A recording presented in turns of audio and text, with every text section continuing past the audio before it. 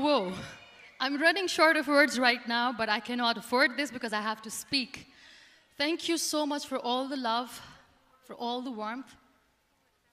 Thank you for accepting me. Thank you very much.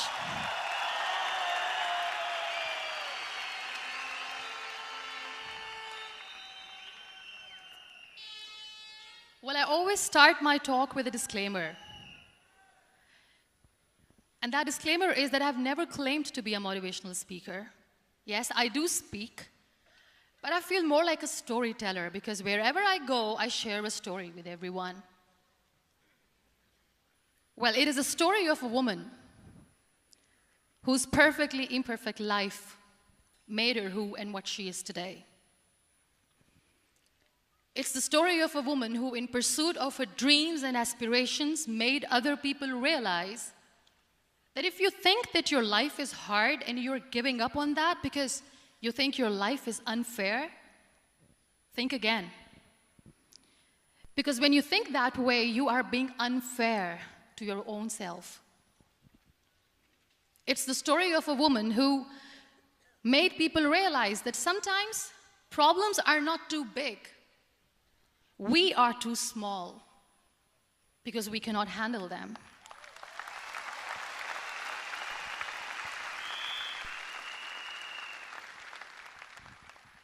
It is the story of a woman who with time realized that real happiness doesn't lie in success, money, fame.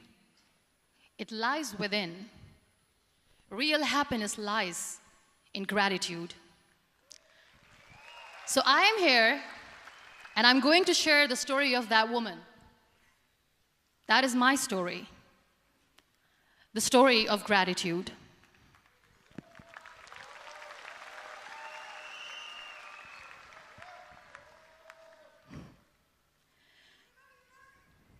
I love you too. I love you all. I believe in the power of words. Many people speak before they think. But I know the value of words. The words can make you, break you, they can heal your soul, they can damage you forever. So I always try to use the positive words in my life wherever I go. They call it adversity, I call it opportunity. They call it weakness, I call it strength. They call me disabled, I call myself differently abled. They see my disability. They see my disability, I see my ability. There are some incidents that happen in your life, and those incidents are so strong that they change your DNA. Those incidents or accidents are so strong that they break you physically. They deform your body, but they transform your soul.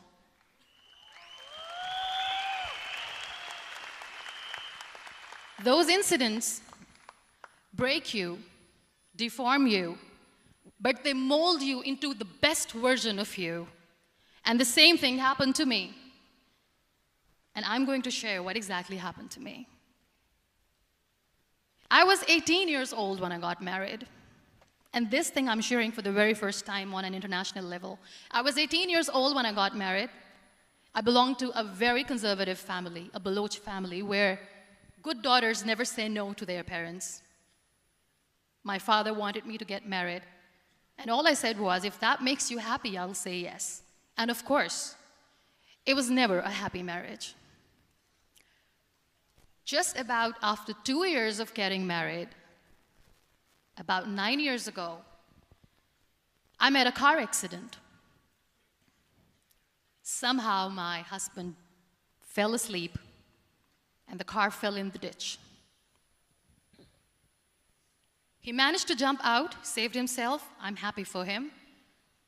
But I stayed inside the car, and I sustained a lot of injuries. The list is a bit long. Don't get scared. I'm perfectly fine now. Radius ulna of my right arm were fractured. The wrist was fractured. Shoulder bone and collarbone were fractured. My whole rib cage got fractured. And because of the rib cage injury, lungs and liver were badly injured. I couldn't breathe. I lost urinary bowel control. That's why I have to wear the bag wherever I go. But that injury that changed me and my life completely as a person and my perception towards living my life was the spine injury. 3 vertebrae of my backbone were completely crushed, and I got paralyzed for the rest of my life. So this accident took place in a far-flung area in the outskirts of a very small province, Balochistan, where there was no first aid, no hospital, no ambulance. I was in the middle of nowhere in that toppled car. Many people came to rescue. They gave me CPR. They dragged me out of the car. And while they were dragging me out, I got the complete transection of my spinal cord. And now there was this debate going on. Should we keep it here? She's going to die. Where should we go? There is no ambulance. There was this 4-wheeler Jeep standing in the corner of the street. They said, put her in the back of the Jeep and take her to the hospital, which is 3 hours away from this place. And I still remember that bumpy ride. I was all broken. They threw me at the back of the Jeep and they rushed me to the hospital. That is where I realized that my half body was fractured and half was paralyzed. I finally ended up in a hospital where I stayed for 2.5 months. I underwent multiple surgeries. Doctors have put a lot of titanium in my arm. There's a lot of titanium at my back to fix my back. That's why people in Pakistan call me the Iron Lady of Pakistan.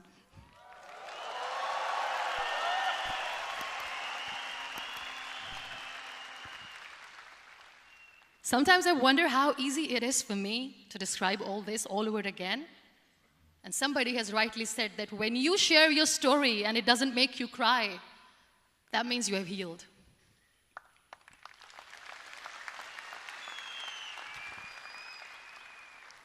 Those 2.5 months in the hospital were dreadful. I will not make up stories just to inspire you. I was at the verge of despair. One day, doctor came to me and he said, well, I heard that you wanted to be an artist, but you ended up being a housewife. I have a bad news for you. You won't be able to paint again because your wrist and your arm are so deformed, you won't be able to hold a pen again. And I stayed quiet. Next day, doctor came to me and said, your spine injury is so bad, you won't be able to walk again. I took a deep breath and I said, it's all right. The very next day, doctor came to me and said, because of your spine injury and the fixation that you have in your back, you won't be able to give birth to a child again. That day, I was devastated. I still remember, I asked my mother, why me? And that is where I started to question my existence. Why am I even alive? What's the point of living? I cannot walk, I cannot paint, fine. I cannot be a mother. And we have this thing in our heads, being women, that we are incomplete without having children. I am going to be an incomplete woman for the rest of my life. What's the point? People are scared. They think I will get divorced. What is going to happen to me? Why me? Why am I alive? We all try to chase this tunnel. We all do this because we see light in the end of the tunnel, which keeps us going. My dear friends, in my situation, there was a tunnel that I had to roll on, but there was no light. And that is where I realized that the words have the power to heal the soul. My mother said to me, this too shall pass. God has a greater plan for you. I don't know what it is, but He surely has.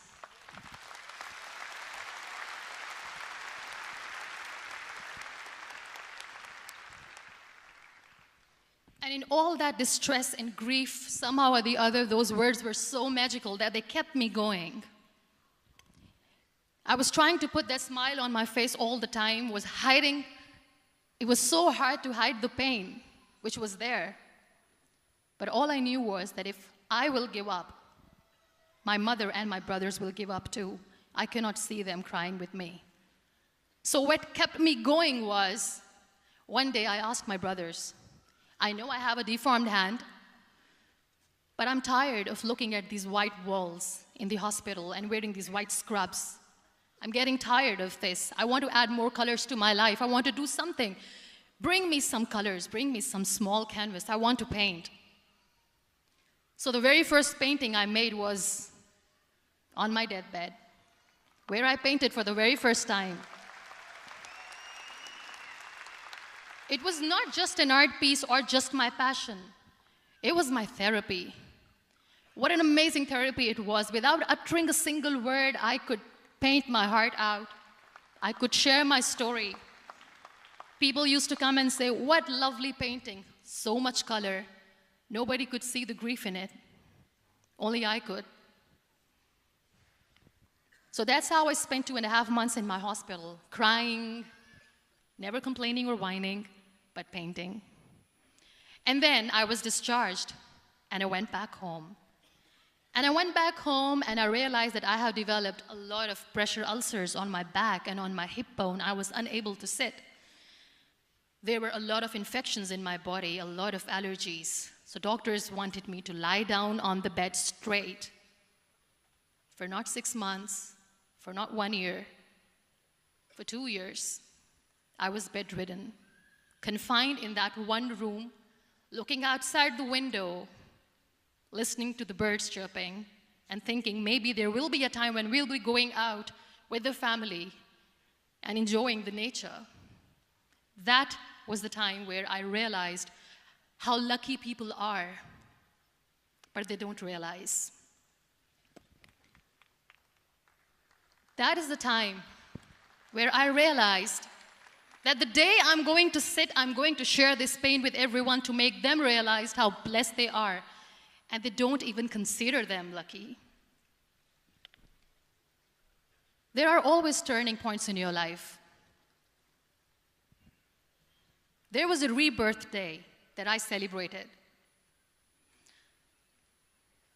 After 2 years and 2.5 months, when I was able to sit on a wheelchair, that was the day when I had the rebirth. I was a completely different person. I still remember the day I sat on the wheelchair for the first time, knowing that I'm never going to leave this, knowing that I won't be able to walk for the rest of my life. I saw myself in the mirror, and I talked to myself. And I still remember what I said. I cannot wait for a miracle to come and make me walk. I cannot sit in the corner of the room crying, cribbing, and begging for mercy because nobody has time. So I have to accept myself the way I am. The sooner, the better. So I applied the lip color for the first time.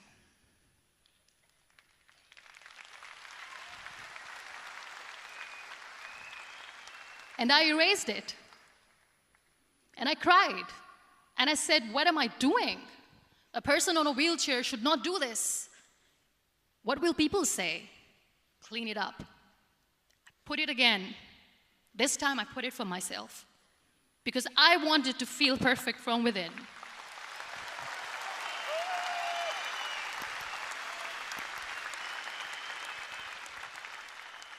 And that day I decided that I'm going to live life for myself. I am not going to be that perfect person for someone. I am just going to take this moment and I will make it perfect for myself. And you know how it all began? That day I decided that I'm going to fight my fears. We all have fears. Fear of unknown, fear of known, fear of losing people, fear of losing health, money. We want to excel in career. We want to become famous. We want to get money. We are scared all the time. So I wrote down one by one all those fears. And I decided that I'm going to overcome these fears one at a time. You know what was my biggest fear? Divorce. I couldn't stand this word. I was trying to cling on to this person who didn't want me anymore. But I said, no, I have to make it work. But the day I decided that this is nothing but my fear, I liberated myself by setting him free. And I made myself emotionally so strong that the day I got the news that he's getting married, I sent him a text that I'm so happy for you and I wish you all the best. And he knows that I pray for him today.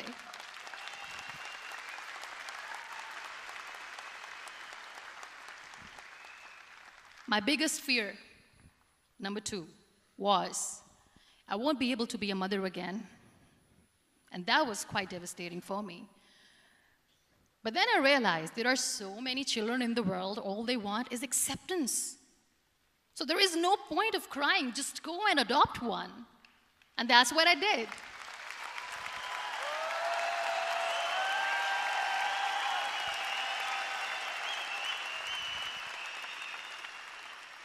I gave my name in different organizations, different orphanages. I didn't mention that I'm on a wheelchair, dying to have a child. So I just told them that this is Muniba Mazari and she wants to adopt a boy or girl, whatsoever, but I want to adopt a kid. And I waited patiently. 2 years later, I got this call from a very small city in Pakistan. I got a call and they said, "Are you Muniba Mazari? There is a baby boy and would you like to adopt?" And when I say yes, I could literally feel the labor pain. I said, yes, yes, I am going to adopt him. I am coming to take him home.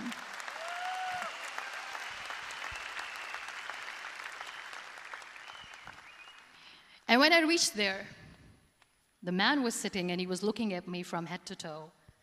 And in back of my head, I kept thinking that, oh my God, he is going to say she's on the wheelchair, she doesn't deserve it. How is she going to take care of him?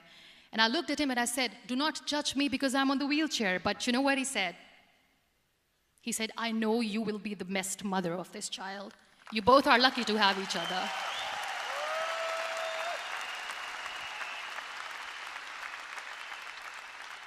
And that day, Niall was 2 days old, and today he's 6.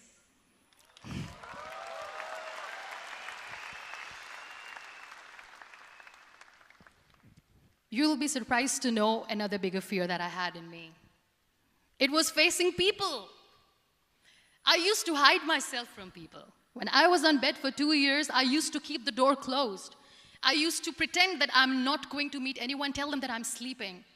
You know why? Because I couldn't stand that sympathy that they had for me. They used to treat me like a patient. When I used to smile, they used to look at me and say that, you're smiling, are you okay? I was tired of this question being asked, are you sick? Well, a lady yesterday at the airport asked me, are you sick? And I said, well, besides the spinal cord injury, I'm fine, I guess.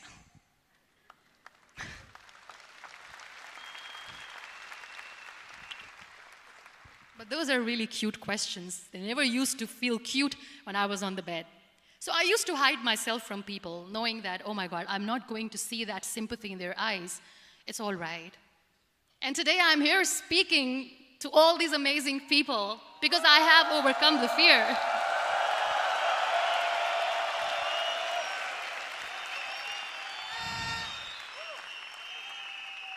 You know, when you end up being on the wheelchair, what's the most painful thing?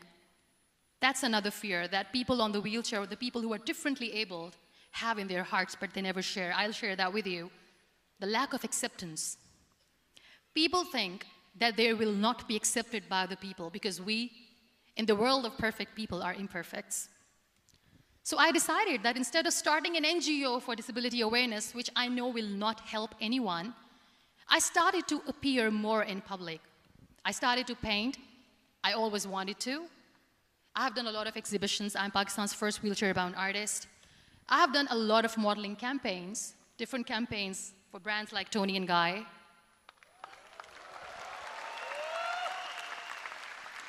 I have done some really funny, breaking the barriers kind of modeling. There was this one by the name Clown Town where I became a clown because I know that clowns have hearts too. And then I also decided that if I really want to make the difference, I am not going to let people use me for their polio campaigns where they will make you a victim and an emblem of misery and mercy and will say that, you know what, give polio drops to your children or they'll become like this girl. I decided that I'm going to join the national TV of Pakistan as an anchor person. And I've been doing a lot of shows for the last 3 years.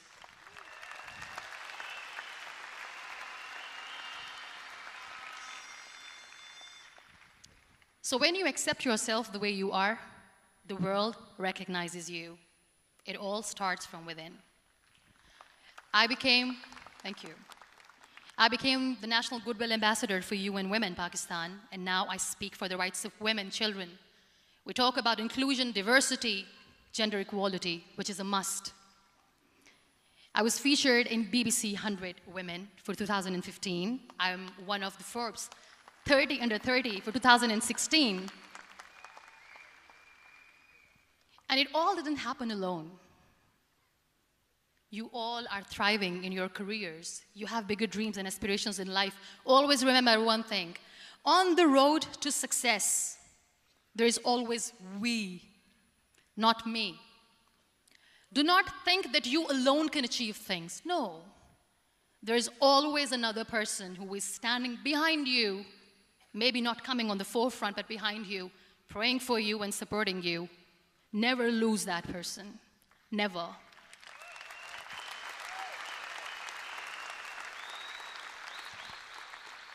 No matter how much I say that I couldn't find a hero, so I became one, I still want to recognize those 3 people in my life who literally changed my life completely, and I get inspiration from them every single day.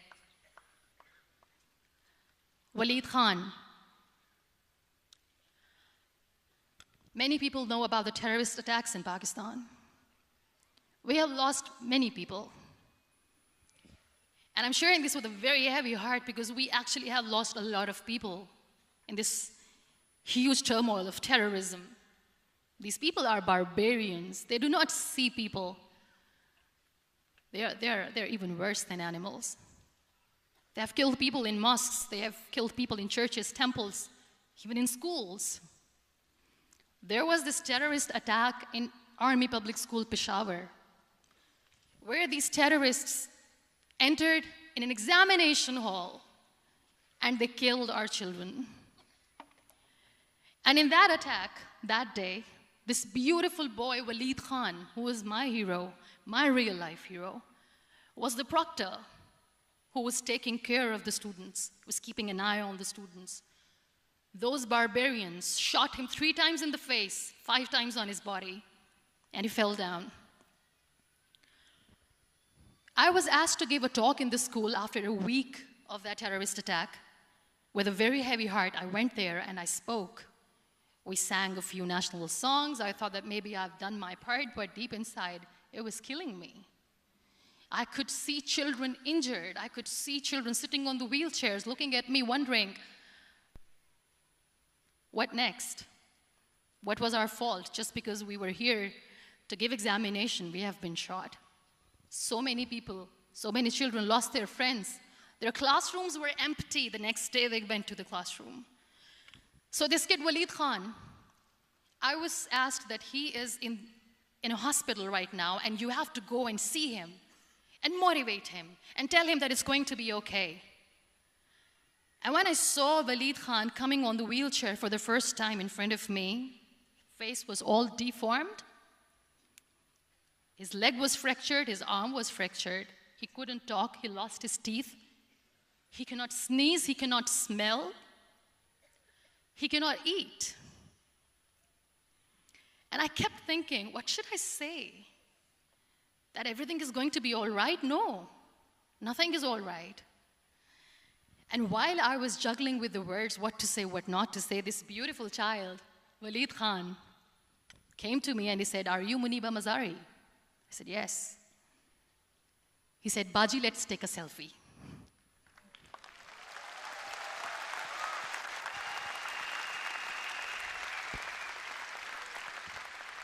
And with that beautiful, toothless smile of Waleed Khan, we took that beautiful selfie that I still have with me. I don't share that here because he was in a very bad shape that time. And that is where I realized that when I was thinking too much about his deformities, he's happy with himself. He doesn't even care. Because today he goes in the same school, and when somebody asks him that what happened to your face, why so many scars, you know what he says? "These scars are my medals and I wear them with pride."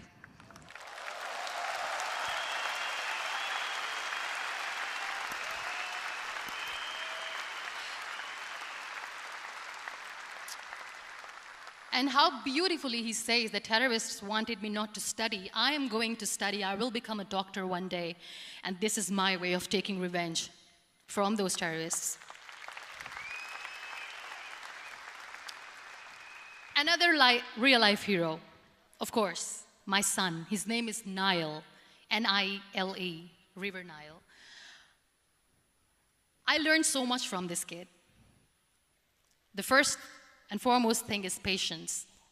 How to be patient when you know that your mother cannot walk, when you know that your mother is different from the other women, when you know that your mother cannot go out and play with you, how to stay calm. He loves football. And when we got the very first football, he was 4 years old. He was super excited. I still remember he came in the room and he said, "Mom, let's play football." And he kept the ball in my feet. And he said, "Let's kick it." And that day I felt disabled. I said, "I cannot kick the ball." And I was down with the same face. He looked at me and he said, "Well, that's all right. Your legs are not working, but your hands do. Let's play catch the ball."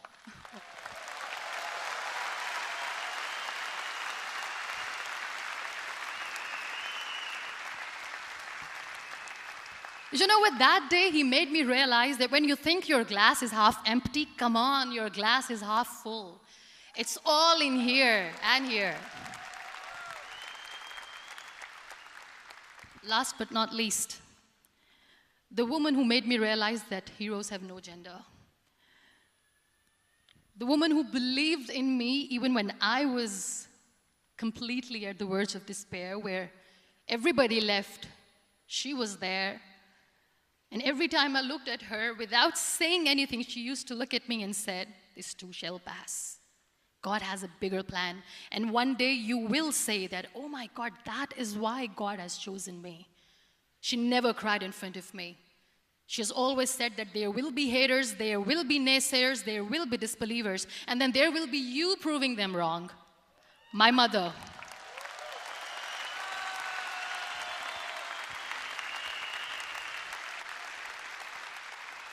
Whatever I am today, I'm nothing without her.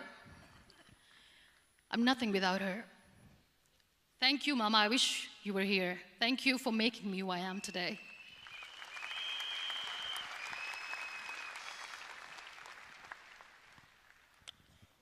You know what? We human beings have a problem. Out of many problems, there is one more, and this is a self-created one. We always expect ease from life. We have this amazing fantasy about life. This is how things should work. This is my plan. It should go as per my plan. If that doesn't happen, we give up. So my dear friends, let me tell you one thing.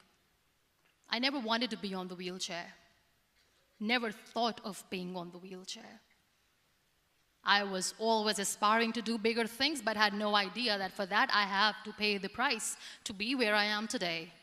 It's a very heavy price.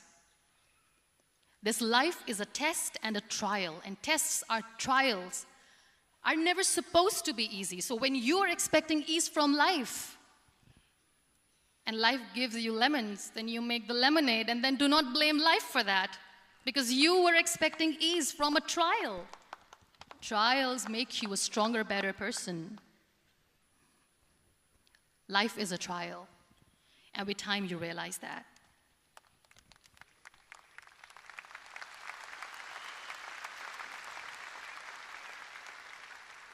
It is okay to be scared. It is okay to cry. Everything is okay, but giving up should not be an option. They always say that failure is not an option. Failure should be an option, because when you fail, you get up, and then you fail, and then you get up, and that keeps you going. That's how humans are strong.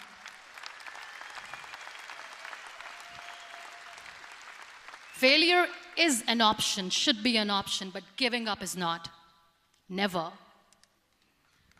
We have this thing in minds. We call it perfection. We want everything perfect. We want ourselves to be perfect. There is this image in our head about everything. Perfect life, perfect relationships, perfect career, perfect amount of money that we need to earn no matter what. Nothing is perfect in this world. We all are perfectly imperfect, and that is perfectly all right. That's all right. We were sent here not to become the perfect people. Those people who tell you how to look perfect, even those people are imperfect. Trying to fight this fear of looking imperfect. I used to be perfect. I still remember. I got this compliment years ago when I used to walk. Oh my God, look at you. You're fair, you're tall, you're perfect. Look at me now. You're still perfect. Only the perfect eyes can see that. Only the perfect eyes will see that. Only the perfect eyes will see that. So yes, in all those imperfections, you have to listen to your heart. You don't have to look good for people. You don't have to be perfect just because other people want you to be perfect. If your soul is perfect from within, that's all right. This is all what you want. This is all what you need to be. Our society has made very weird kind of norms to look perfect and great. For men, it's different. For women, it's different. We think too much about what people say. We listen to ourselves too little. You know what makes you perfect? When you make someone smile. You know what makes you perfect? When you try to do something good for the people around you. You know what makes you perfect? When you feel someone's pain. And how beautiful pain is that it connects you with people. No other medium can connect you with others but pain. That's why I always say that I'm in pain, and that's a blessing in disguise for me. Today, just because I'm in pain and I'm on the wheelchair, I work for children. Being the head of CSR for a company, we conduct medical camps in far-flung areas of Pakistan where so many kids die because they don't have medical facilities. And I personally believe just because they cannot afford to live doesn't mean we'll let them die. So we give them money, we give them medical treatment, we try to heal their wounds, physical and emotional. And I also work for the beautiful people. We call them third gender, the transgender community of Pakistan. You know what connects me with them? All my imperfections. When I go and I hug them, they never judge me. And this very good friend of mine, her name is Bijli. Bijli means electricity. She calls herself electricity. And I said, are you electricity? She says, no, I'm lightning. I'm as strong as lightning. Because we have very bad power outage, so she doesn't want me to call her electricity. So she says, I am very strong. I'm thunder, I'm lightning. She came to me, and the first time I hugged her, she said, you are just like me. And I said, yes, I am like you. Because to people, we are so imperfect. So how beautiful these imperfections are, that because of these imperfections you can connect with people. Then why are we all running after being perfect? What's the point?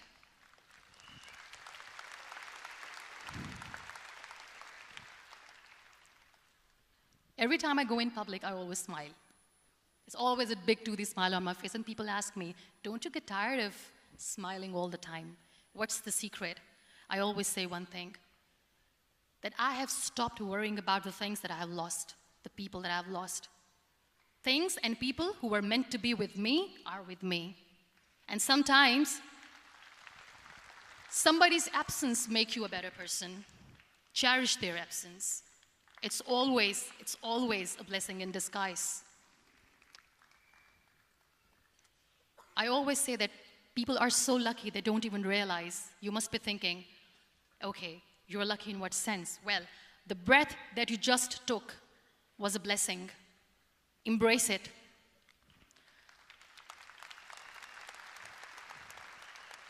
There are so many people in the world who are dreaming to live a life that you are living right now. You have no idea. Embrace each and every breath that you are taking. Celebrate your life. Live it.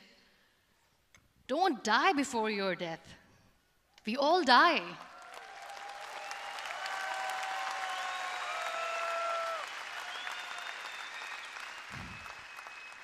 We live this one routine of a day for 75 years and we call it life. No, that's not life. If you're still thinking why you have been sent here, if you're still juggling with the concept of why you are here, you haven't lived yet. You work hard, you make money, you do it for yourself. That's not life. You go out, you seek for people who need your help, you make their lives better. You become that sponge which can absorb all the negativity, and you become that person who can emit beautiful, positive vibes. And when you realize that you have changed someone's life, and because of you, this person didn't give up, that is the day when you live. Always.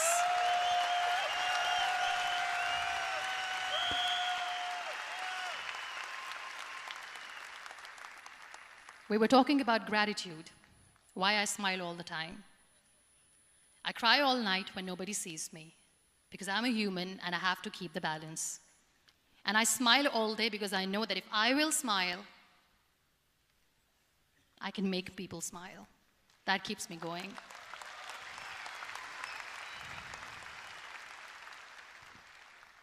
Be grateful for what you have, and you will always, always end up having more. But if you'll cry and if you'll crib for the little things that you don't have or the things that you have lost, you will never ever have enough. Sometimes we are too busy thinking about the things that we don't have that we forget to cherish the blessings that we have. I'm not saying that I'm not healthy and that makes me unlucky, but yes, it is hard. It is hard when I say that I cannot walk. It is hard to say when I wear this bag. It hurts. But I have to keep going, because never giving up is the way to live, always.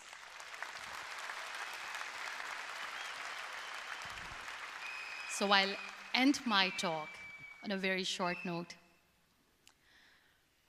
Live your life fully. Accept yourself the way you are. Be kind to yourself. Be kind to yourself. I'll repeat, be kind to yourself, and only then you can be kind to others. Love yourself and spread that love. Life will be hard. There will be turmoils, there will be trials, but that will only make you stronger. Never give up. The real happiness doesn't lie in money or success or fame. I have this all, I never wanted this. Real happiness lies in gratitude. So be grateful, be alive, and live every moment. Thank you so much, everyone. Thank you.